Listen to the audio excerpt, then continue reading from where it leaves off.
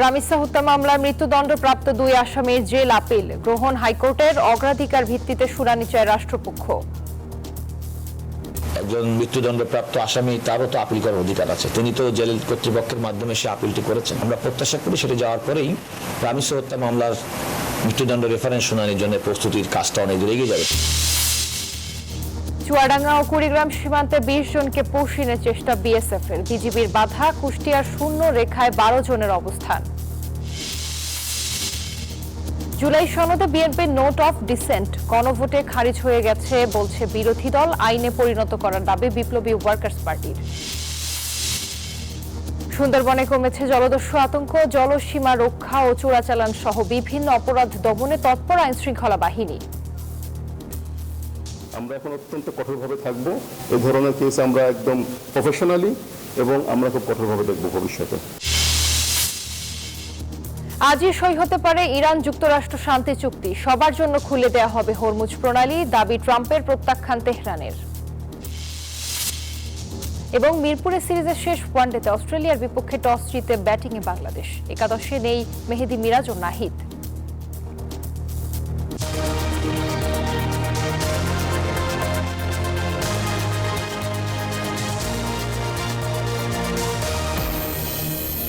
স্বাগত নিউজ 24 সংবাদে। আপনাদের সাথে আছি আমি জান্নাতুল ফেরদৌস রুবা। দেখছিলেন বিআরবি কেবলস সংবাদ শিরোনাম।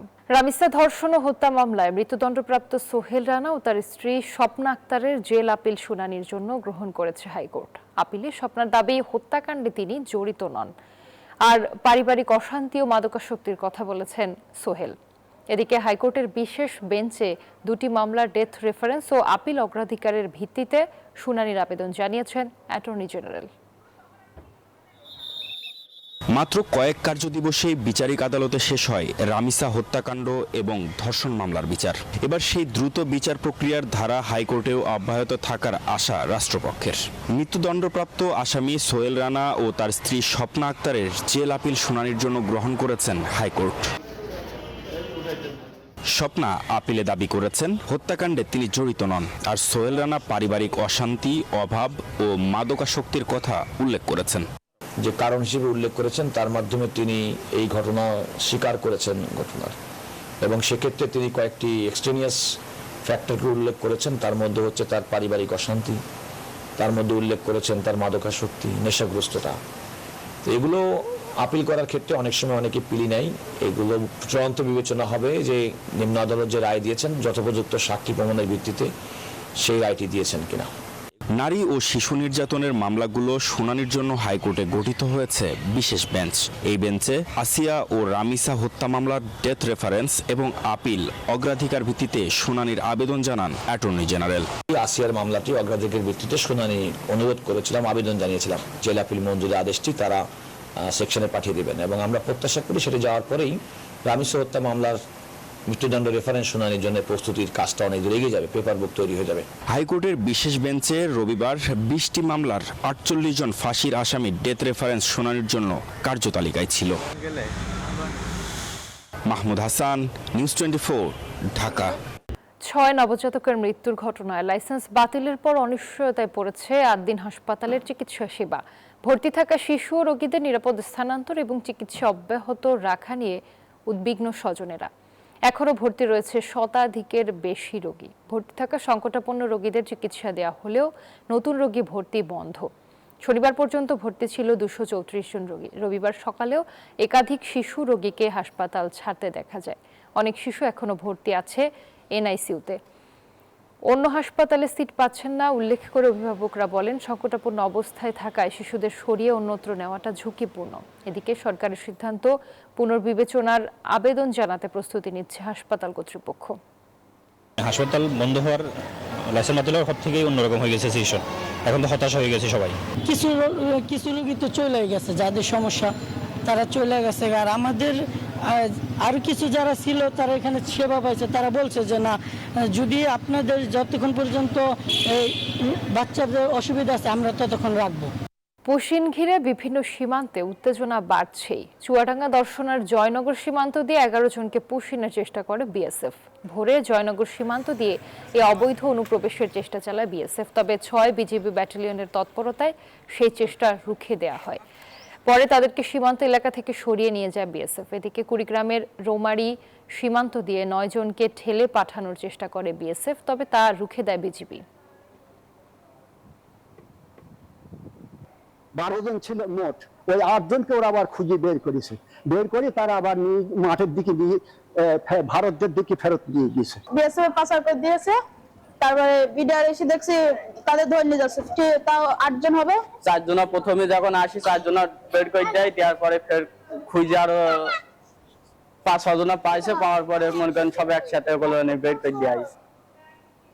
সীমান্ত পরিস্থিতি নিয়ে আরো জানাতে যুক্ত হচ্ছেন আমাদের সহকর্মীরা। শুরুতেই চুয়াডাঙ্গা থেকে আমাদের সঙ্গে যুক্ত হচ্ছেন সহকর্মী জামান আক্তার। জামান, 11 জনকে পুশিনের চেষ্টা তো রুখে দিয়েছে বিজিবি, সীমান্তে এই মুহূর্তে কি চিত্র দেখছেন?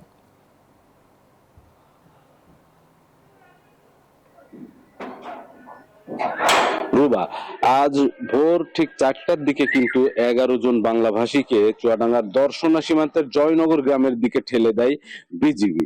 তো বিজিবির এই বিএসএফ এর ঠেলে দেওয়ার পরে কিন্তু বিজিবি তা প্রতিহত করে এবং ওই সকল বাংলাভাষীকে কিন্তু ভারতীয় সীমান্তের দিকে আবারও ফেরত পাঠায়।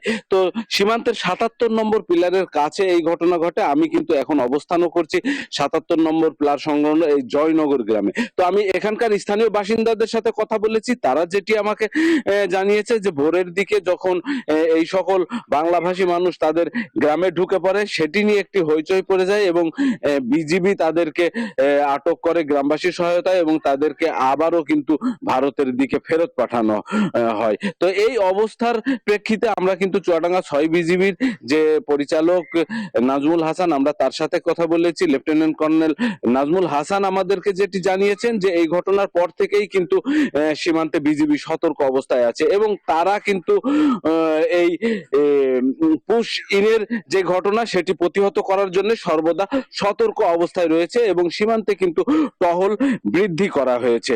তো সীমান্তের গ্রামবাসী যারা আছেন তারাও কিন্তু বলছেন যে এই ধরনের পুশ ইনের ঘটনা প্রতিহত করার জন্য কিন্তু তারা বিজিবিকে সহায়তা করার মন মানসিকতা রেখেছে।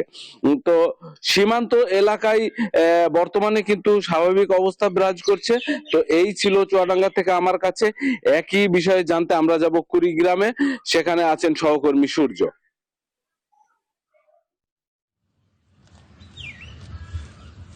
হ্যাঁ জামান, আপনি যেটা বলছিলেন কুড়িগ্রামেও ঠিক একই পরিস্থিতি বিরাজ করছে। আমরা রৌমারীতে খোঁজ নিয়ে আমরা জানতে পেরেছি ভোর 4টার দিকে রৌমারীর 2টি সীমান্ত দিয়ে পুশিনের চেষ্টা করা হয় 9 জন ভারতীয়কে। গয়টাপাড়া সীমান্ত দিয়ে 6 জন এবং বড়াইবাড়ি ভুন্দুর সীমান্ত দিয়ে আরও 3 জন, এই 9 জনকে পুশিনের চেষ্টা করে। বিষয়টি জানার পরে বিজিবি এবং এলাকাবাসী কঠোর অবস্থান নেয় এবং ধাওয়া পাল্টা দেওয়ার পর পুশিনের চেষ্টা যাদেরকে করে তাদেরকে ফিরিয়ে নেওয়া হয়। আমরা এই বিষয়টি নিয়ে জামালপুর সিওকে আমরা সাথে কথা বলেছি।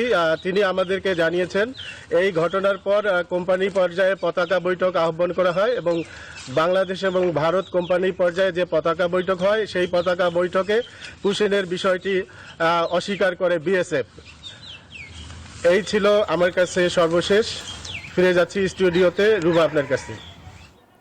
জি, আপনাকে ধন্যবাদ। নতুন প্রজন্মের কাছে শহীদ রাষ্ট্রপতি জিয়াউর রহমানের সঠিক তথ্য তুলে ধরার আহ্বান জানিয়েছেন বিএনপির মহাসচিব মির্জা ফখরুল ইসলাম আলমগীর।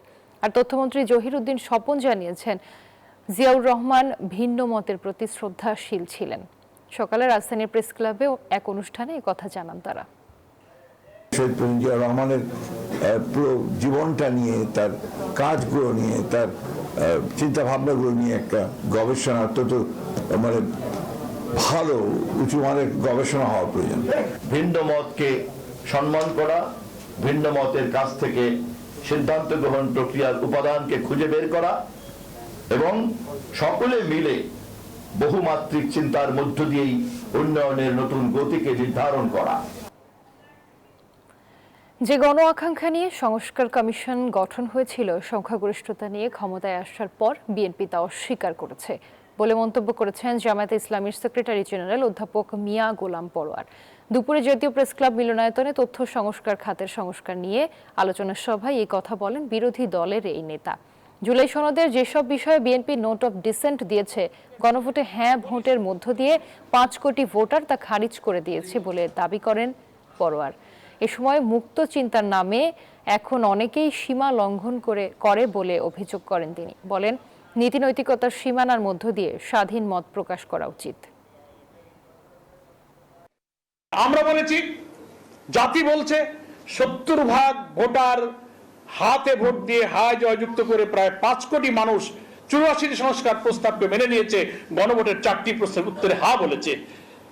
ইভেন যারা এখন ক্ষমতায়, তাদের যিনি প্রধানমন্ত্রী, তিনিও তো হা ভোটের পক্ষে ক্যাম্পেইন করেছিলেন। কি করেছিলেন না? যুক্তরাষ্ট্রের সাথে করা অন্তর্বর্তী সরকারের সকল বাণিজ্য চুক্তি সংসদে আলোচনা করে দ্রুত বাতিল করতে হবে বলে মন্তব্য করেছেন বিপ্লবী ওয়ার্কার্স পার্টির সাধারণ সম্পাদক সাইফুল হক।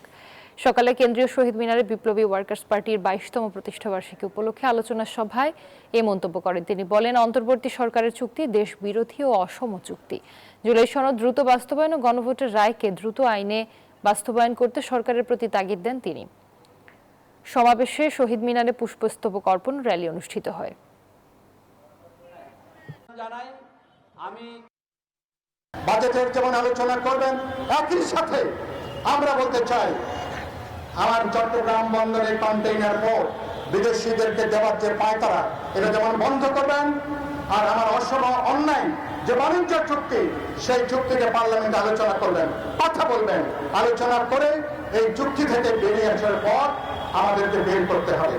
প্রতিটি হাসপাতালে অত্যাধুনিক 5টি করে অ্যাম্বুলেন্স এবং জরুরি রোগী পরিবহনের জন্য 4টি হেলিকপ্টার সংযুক্ত করা হবে বলে জানিয়েছেন স্বাস্থ্যমন্ত্রী সরদার মোহাম্মদ সাখাওয়াত হোসেন।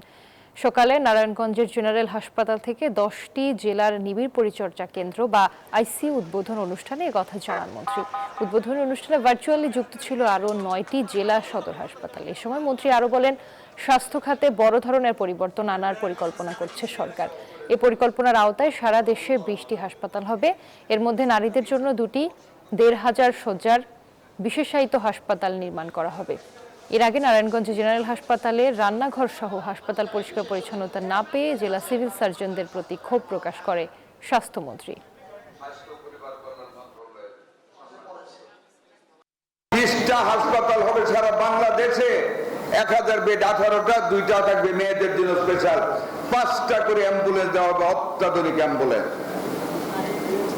4টা হেলিকপ্টার আসবে এই প্রজেক্টে, এই হেলথ স্কিমে। সারা দেশ থেকে ইমার্জেন্সি রোগীদেরকে বহন করে সদর অথবা ঢাকা সেন্ট্রাল হাসপাতালে নেওয়ার জন্য। দিনে এক রূপ, রাতে পুরোপুরি ভিন্ন।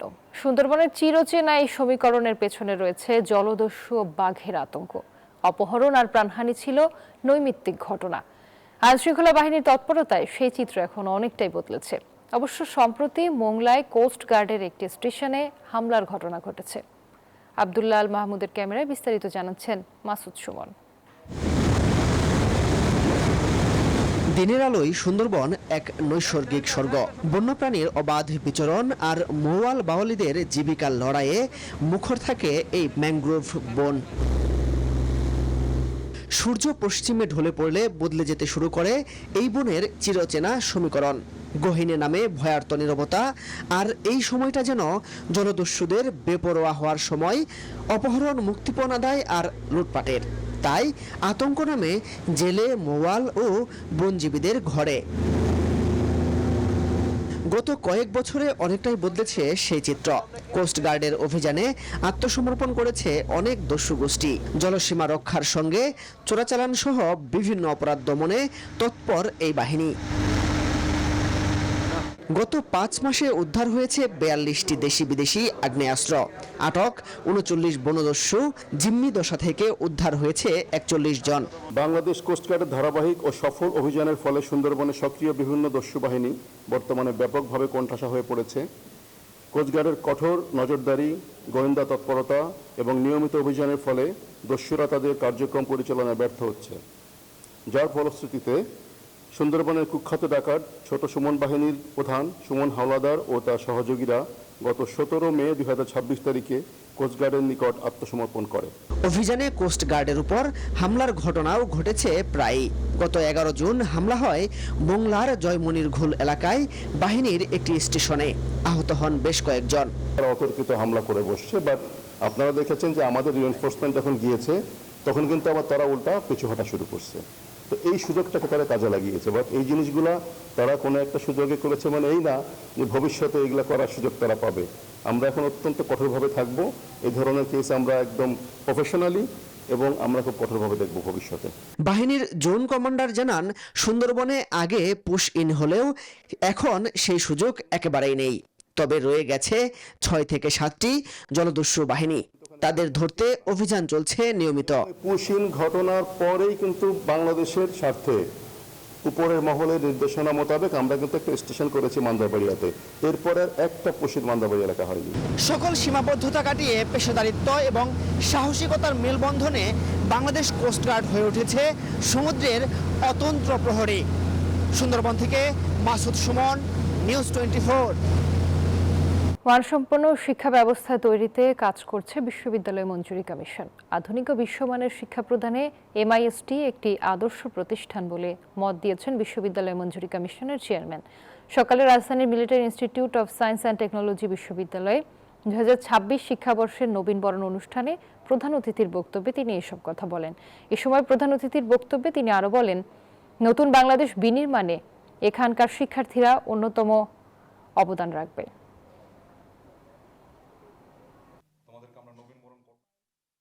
বিশ্ববিদ্যালয় মঞ্জুরি কমিশন প্রচেষ্টা নিচ্ছে যাতে করে আমরা আমাদের শিক্ষার্থীদের জন্য মানসম্পন্ন শিক্ষা ব্যবস্থা গ্রহণ করতে পারি। আমরা যেসব শিক্ষার্থীদেরকে তৈরি করব তারা সত্যিকার অর্থে যাতে করে মানসম্পন্ন শিক্ষা নিয়ে প্রতিষ্ঠান থেকে বের হয়। তারা যাতে করে শুধু বাংলাদেশে নয়, পৃথিবীর যে কোনো জব মার্কেটের জন্য তারা উপযুক্ত তৈরি হয়। সাংস্কৃতিক আন্দোলনের মধ্য দিয়ে সরকার নবজাগরণ সৃষ্টি করতে চায় বলে মন্তব্য করেছেন সংস্কৃতি মন্ত্রী নিতাই রায় চৌধুরী। সকালে সচিবালয়ে নজরুল বর্ষ উদযাপন নিয়ে আয়োজিত সংবাদ সম্মেলনে এই মন্তব্য করেন তিনি। বলেন, বাংলা সাহিত্যে কাজী নজরুল ইসলামের অবদানকে বিগত 17 বছরে মূল্যায়ন করা হয়নি। বর্তমান সরকার জাতীয় কবির অবদানকে সম্মান জানিয়ে নজরুল বর্ষ উদযাপন করছে বলে জানান মন্ত্রী। 25শে মে 2026 থেকে 2027 সালের 25শে মে পর্যন্ত বছরব্যাপী যে নজরুল বর্ষ উদযাপিত হচ্ছে, সেখানে 18 জুন থেকে 20 জুন পর্যন্ত 3 দিনব্যাপী নজরুলকে নিয়ে বিশেষ আয়োজন থাকছে বলে জানান মন্ত্রী।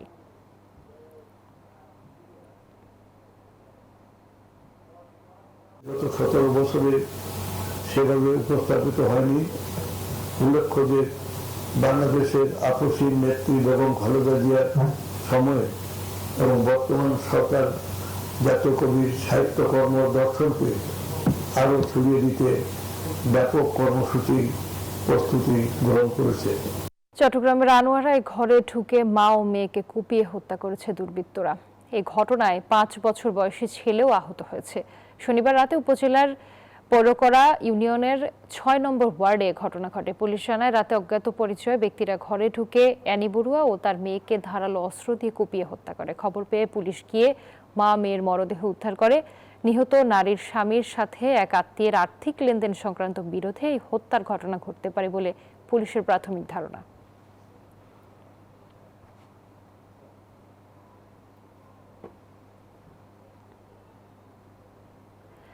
এক সময়ের জলদস্যুদের অভয়ারণ্য এখন রূপ নিয়েছে এক সম্ভাবনাময় সবুজ ভূখণ্ডে।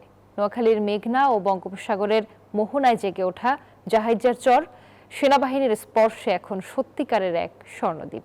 শুধু নিরাপত্তা নিশ্চিত করাই নয়, কৃষি, বনায়ন এবং স্বাস্থ্যসেবায় এই দ্বীপ এখন দেশের এক নতুন অর্থনৈতিক ও পর্যটন সম্ভাবনার দুয়ার। স্বর্ণদ্বীপ থেকে ঘুরে এসে বিস্তারিত জানাচ্ছেন মাসুদা লাবনী। ক্যামেরায় ছিলেন মেহেদি হাসান সুমন। 2 পর্বের ধারাবাহিক প্রতিবেদনের আজ দেখুন প্রথম পর্ব।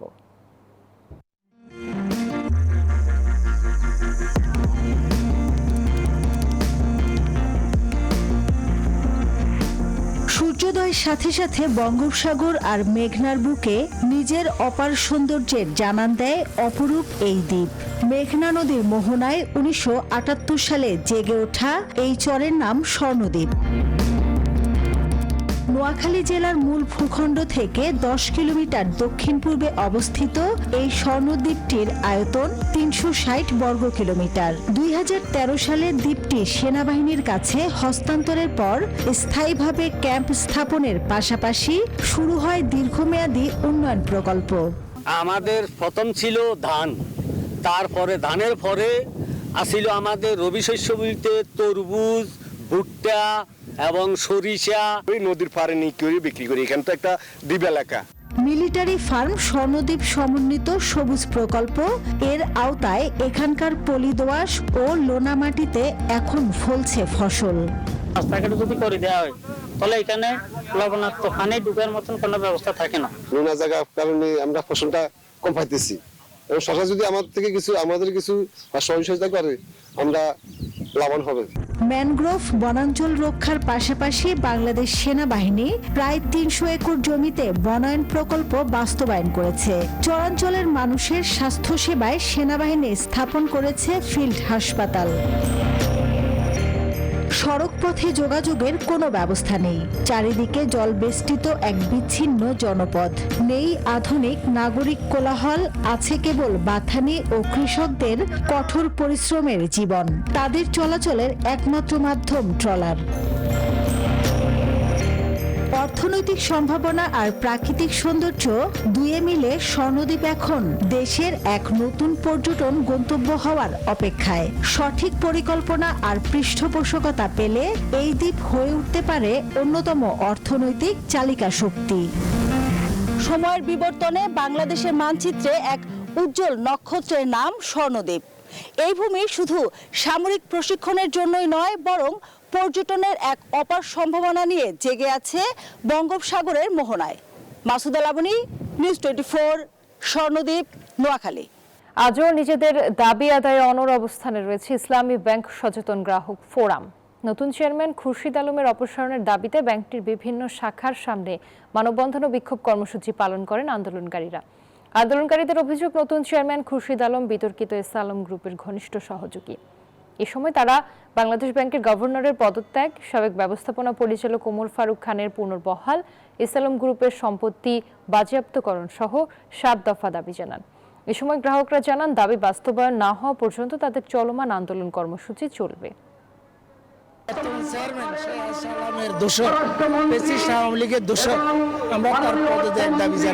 আমি একজন গ্রাহক হিসেবে আমি যখন সেবা পাই তখন আমার কাছে ওটাই ভালো লাগে যে আমি ব্যাংকে টাকা রাখছি, টাকা তুলতে পারবো। ব্যাংকের টাকা নিরাপত্তা চাই, এই জন্য আমরা এখানে এসেছি। যতদিন পর্যন্ত সরকার এই জায়গা থেকে ফিরে না আসবে ততদিন পর্যন্ত আমরা আন্দোলন চালিয়ে যাবো ইনশাআল্লাহ। প্রস্তাবিত বাজেটে নবায়নযোগ্য জ্বালানি খাতের কর ও শুল্ক সুবিধা সাধারণ মানুষের কাছে পৌঁছায়নি বলে অভিযোগ করেছে Bangladesh sustainable and renewable energy association BSREA। রোববার ঢাকা রিপোর্টার্স ইউনিটিতে প্রস্তাবিত বাজেট নিয়ে সংবাদ সম্মেলনে সংগঠনটি জানায়, NBR এর বর্তমান SRO এর জটিলতার কারণে এই সুবিধাগুলো শুধু নির্দিষ্ট কিছু বড় বিদ্যুৎ উৎপাদনকারী ও রেসকো মডেলের কোম্পানির মধ্যে সীমাবদ্ধ হয়ে পড়েছে। ফলে দেশের মোট বিদ্যুৎ ব্যবহারকারী 63% ব্যবসায়ী ও গ্রাহক এই সুবিধা থেকে বঞ্চিত হচ্ছেন। দেশের মোট বিদ্যুৎ সরবরাহকারীর বৃহত্তম অংশ 63% আবাসিক, কৃষি ও ক্ষুদ্র বাণিজ্যিক গ্রাহক। বর্তমানে প্রণোদনা কাঠামোতে এই বৃহৎ ব্যবহারকারী গোষ্ঠীর জন্য কোনো কার্যকর প্রত্যক্ষ সুবিধা নেই। ফলে নবায়নযোগ্য জ্বালানির গণমুখী সম্প্রসারণ বাধাগ্রস্ত হচ্ছে। আমরা যেটা বোঝাতে চেয়েছি যে আসলে আপনি যদি একটা বাড়ি থাকে, আপনার বাড়িতে আপনি নিজে এই শুল্ক সুবিধার আওতায় কিন্তু আপনি সোলার সিস্টেম লাগাতে পারবেন না। আপনাকে রেসকো কোম্পানির মাধ্যমে আসতে হবে। আপনি বিদ্যুৎ ক্রয়ের একটা PPA বাধ্যতামূলক করা হয়েছে। এটা আসলে সাধারণ জনগণ 63% জনগণ কিন্তু এই সুবিধা পাচ্ছে না। এবারে আন্তর্জাতিক সংবাদ।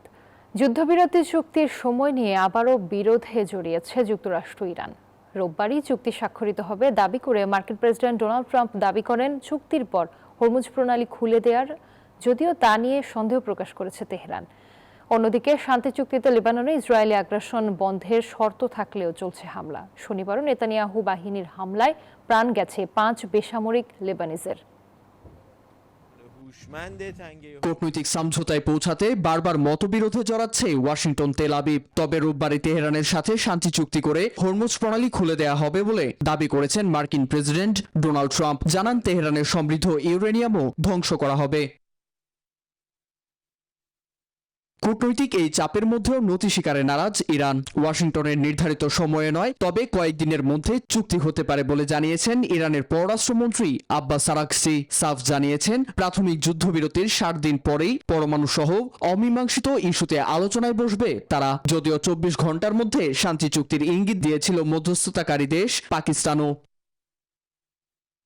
এছাড়া ইরান যুদ্ধবিরতিতে দক্ষিণ লেবাননে ইসরায়েলি আগ্রাসন বন্ধের তাগিদ দিলেও থেমে নেই হামলা। উল্টো দেশের নাভাতি এলাকায় অভিযান চালিয়ে হত্যাযজ্ঞে মেতেছে দখলদার সেনারা। এমনকি দেশের সশস্ত্র গোষ্ঠীর বেশ কয়েকজন যোদ্ধাকে হত্যার দাবিও করেছে তারা। ইসরায়েলি আগ্রাসনে লেবানিজ সেনারা হাত গুটিয়ে বসে থাকলেও জবাব দিচ্ছে হিজবুল্লাহ যোদ্ধারা। তারা তেল আবিবকে লক্ষ্য করে গেল 24 ঘন্টায় 22 বার রকেট হামলা চালিয়েছে। নীরব দাস, নিউজ 24। ইরানের সাবেক সর্বোচ্চ নেতা আয়াতুল্লাহ আলী খামেনির জানাজা ও দাফনের সময় ঘোষণা করেছে দেশটির রাষ্ট্রীয় গণমাধ্যম। তেহরান জানিয়েছে, সাবেক সর্বোচ্চ ধর্মীয় নেতা খামেনির রাষ্ট্রীয় জানাজা 4 জুলাই রাজধানী তেহরানে অনুষ্ঠিত হবে, আর 9 জুলাই উত্তর পূর্বাঞ্চলীয় শহর মাশহাদে তাকে দাফন করা হবে। 2026 সালের ফেব্রুয়ারিতে ইসরায়েল ও যুক্তরাষ্ট্রের হামলায় নিহত হন খামেনি। তার মৃত্যুর মধ্য দিয়ে ইরানের শীর্ষ নেতৃত্বে 3 দশকেরও বেশি সময়ের একটি অধ্যায়ের অবসান ঘটে। আর এই ছিল নিউজ 24 সংবাদে। ধন্যবাদ।